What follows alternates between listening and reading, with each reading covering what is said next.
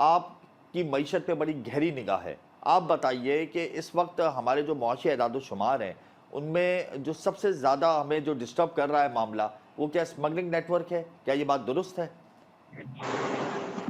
बिस्मिल्लाहिर्रहमानिर्रहीम। बहुत-बहुत शुक्रिया जनाब, मुझे आपने मौका दिया इसके ऊपर। जी, देखिए, स्मगलिंग तो बिल्कुल हमारे यहाँ एक प्रॉब्लम रही भी है। इसका पहले तो ये होता था पाकिस्तान का जो सबसे बड़ा जो रेवेन्यू सोर्स था वो कस्टम ड्यूटी हुआ करती थी। लेकिन ज़ाहिर है कि अब ऐसा नहीं है।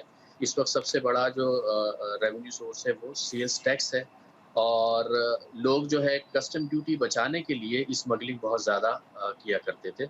और लेकिन फिर भी अभी भी अच्छा खासा जो चंक है, जो हमारा जो टोटल रेवेन्यू आता है, उसमें तकरीबन 20% तक अभी भी कस्टम ड्यूटी वगैरह से ही आ रहा होता है। और बल्कि जो सेल्स टैक्स भी इकट्ठा हो रहा होता है, वो भी सबसे ज़्यादा ये कस्टम क्लियरेंस के स्टेज के ऊपर ही इकट्ठा किया जा रहा होता है। जी, तो इसी को बचाने के लिए सबसे ज़्यादा लेकिन इसका सबसे ज़्यादा जो नेगेटिव इम्पैक्ट आता है, वो हमारी डोमेस्टिक इंडस्ट्री के ऊपर होता है।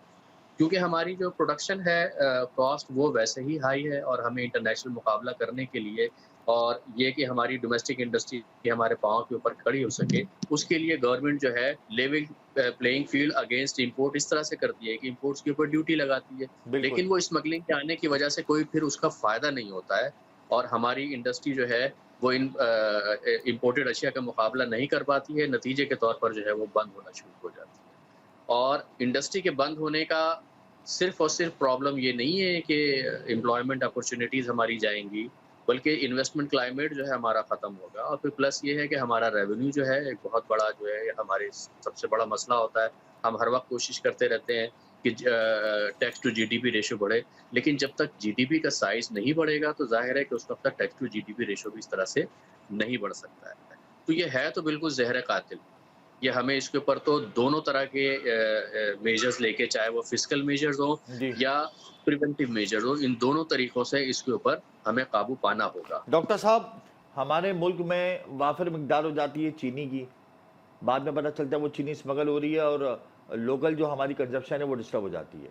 फिर कभी चावल की स्मगलिंग होती है हमारे मुल्क से, फिर कभी डॉलर की स्मगलिंग हमने देखा कि बड़ी तेज़ी से हो रही थी गुज़िश्ता चंद माह कबल।